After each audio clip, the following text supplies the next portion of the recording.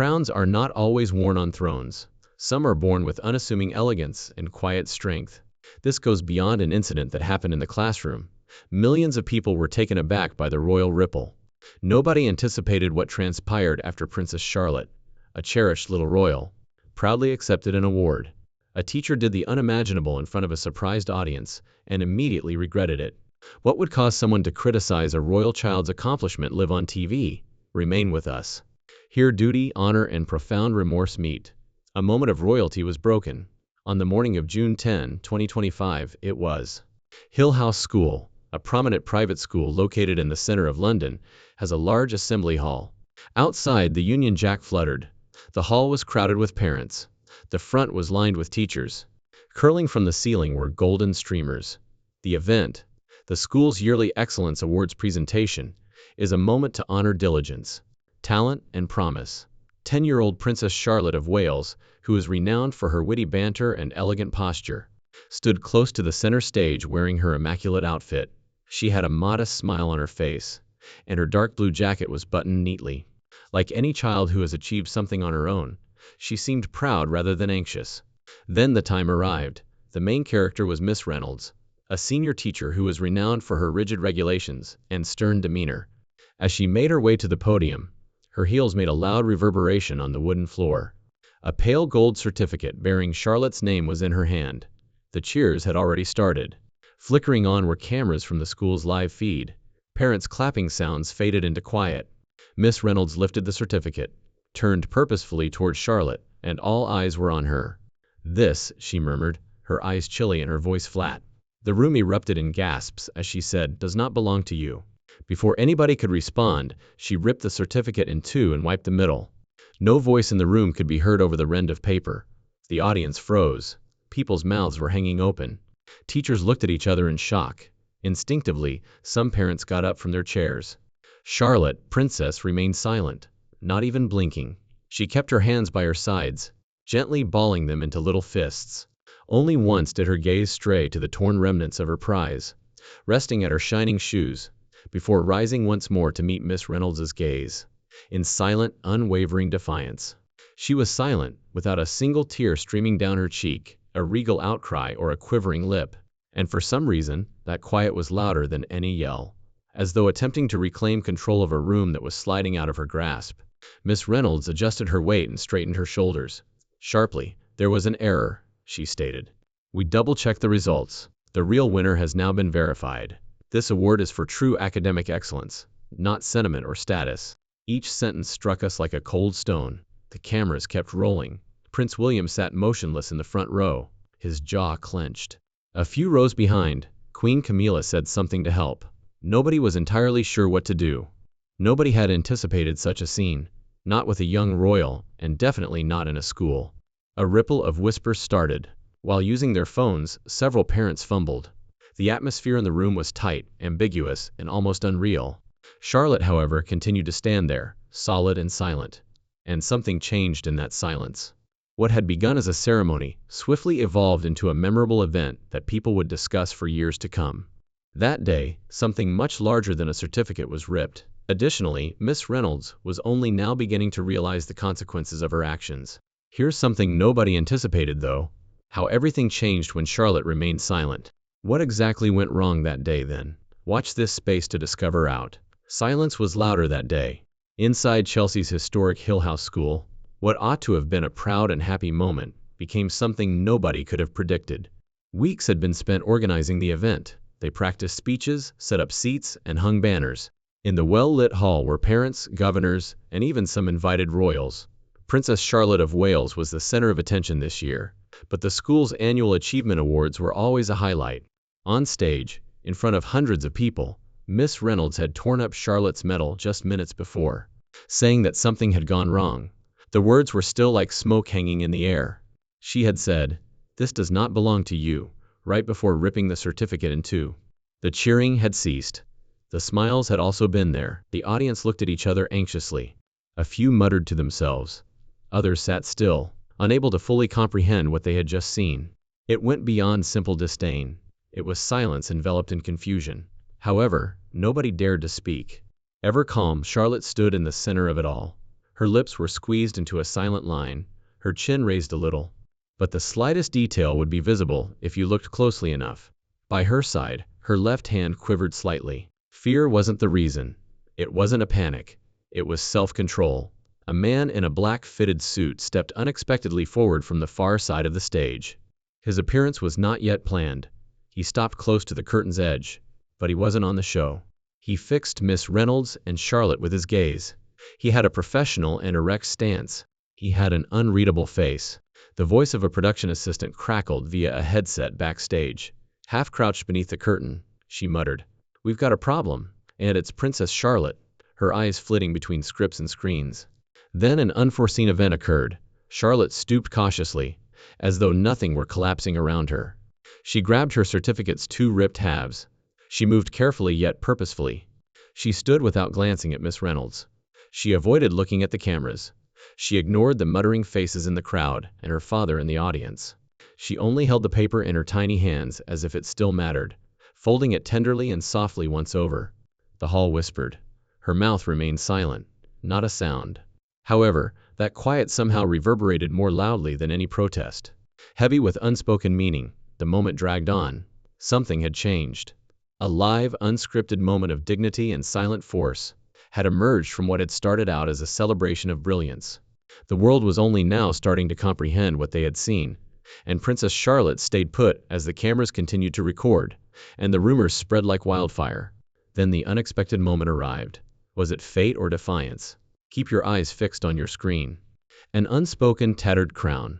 The silent anxiety had begun to simmer behind the velvet curtains and the shiny podiums of the Grand Assembly Hall at Hill House School. June 10th, 2025 was still the date. The light shone on the Chelsea roofs outside. The air inside was heavy with incredulity. One backstage monitor showed Miss Reynolds standing erect at the front of the stage, her shoulders squared, chin high, and pride taut, as though she was certain that destroying Princess Charlotte's medal was the correct thing to do. The suited man who had come forward earlier was now moving toward the side steps on another screen. He held a folder made of black leather close to his chest. He clenched his jaw, as though getting ready for something far more important than an awards presentation. He bit his bottom lip. Charlotte, meantime, had moved aside, not kicked out, just marginalized. With her knees crossed at the ankles and her hands occupied with something that others may have thrown away, she now sat peacefully at the edge of the platform. Not her, though. The two ripped pieces of her certificate lay in her lap. She carefully straightened them, squeezing out the wrinkles as if they were royal decree pages. She also observed that one corner of the page was gone. She slipped the ripped certificate into her blazer's inside pocket, without saying a word. It still had meaning for her. For a brief moment, she looked up, looking around the room but not actually at anyone. Her eyes drifted beyond her family, past the lines of astonished parents, and beyond the hovering photographers. Her face was still unreadable. No anguish or rage, just the same silent power she had always displayed. 10 seconds went by, then 20. Though whispers started to build like sluggish fog, the hall was still quiet. The silence was then broken by a gentle metallic clink. Charlotte's pocket had dropped a small object, which bounced once on the wooden floor, before landing next to her shoe. The first row turned their heads. Some of the pupils leaned forward. A boy narrowed his eyes. A delicate silver lapel pin in the shape of a laurel wreath was what it was, uncomplicated yet distinct. A girl with big eyes leaned in from the second row.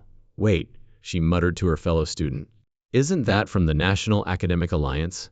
It was indeed. Seldom seen outside of official competitions, the pin was given to students who placed in the top 1% in national evaluations across the United Kingdom.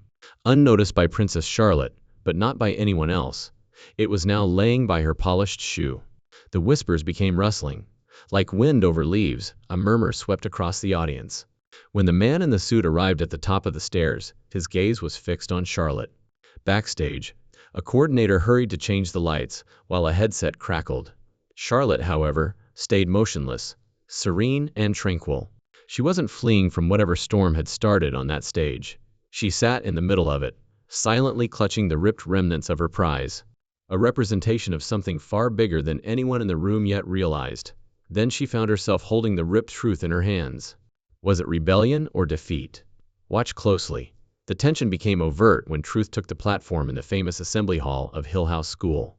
It pressed down on every blink and every breath as it sat heavy in the air. Nerves were no longer the only factor. Even the lights seemed heavier because of the strain. Long, unsettling shadows were now cast across the polished floor and elaborate ceiling by the chandelier's once comfortable and warm golden hues. The room itself seemed to have taken a breath and was unwilling to release it. Long ago the applause had stopped.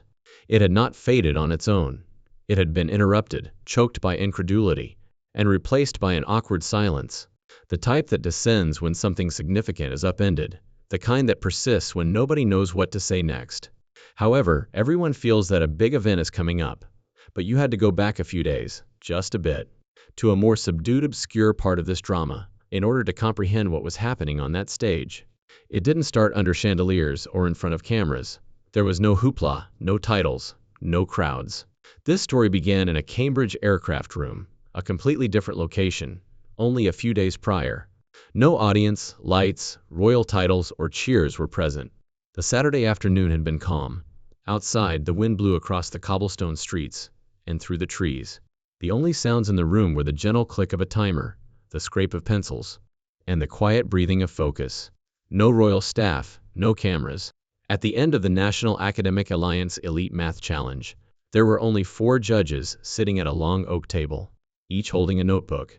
One female, just another name on the list, was among the pupils that day, but she hadn't used her true name.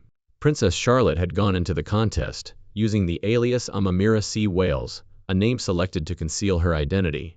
Will be evaluated on her abilities rather than her status. Like the rest, she sat calmly, her gaze razor-sharp, her blazer pristine. Her face was unknown. Nobody was aware of her past. Nevertheless, at the end of the day, everyone in that room was aware of her genius. It took seconds to solve the equations. Before others had even started their calculations, patterns were identified. Not only were her responses accurate, but they were also well considered, succinct, and graceful before the final round. A logical conundrum so difficult that, in the competition's history, it has only ever been answered twice. She made no hesitation. She did it while wearing a blindfold. She's not just gifted. She's a prodigy. One of the assessors, an experienced Oxford math scholar, was later recorded remarking, almost incredulously, 1 in 10 million. And now, here at Hill House, that same judge, Dr. Raymond Ellis, came into the light. When the man in the dark suit finally made it to the stage, he didn't wait for an introduction, didn't check the event schedule or look at the host for approval, and he walked up the stairs with purposeful steps. Miss Reynolds narrowed her eyes, brow creasing. She recognized him. But too late, her posture faltered. But Princess Charlotte didn't look surprised. The host of the ceremony blinked in confusion, his mouth half open, uncertain whether to continue or step aside. A black leather folder clutched to his chest, as if it held something far more powerful than paper. She lifted her chin slightly from her seat on the edge of the platform, not with pride but with recognition. She recognized that voice, that walk, and most importantly what was about to happen. The man arrived at the center of the stage, and his voice was steady, calm, and measured. He didn't need to speak loudly. "Good afternoon," he said. "I apologize for the interruption, but I believe there's been a mistake." A ripple went through the audience, a soft rush of air, as if the room had exhaled all at once. Whispers stirred like wind behind heavy velvet curtains.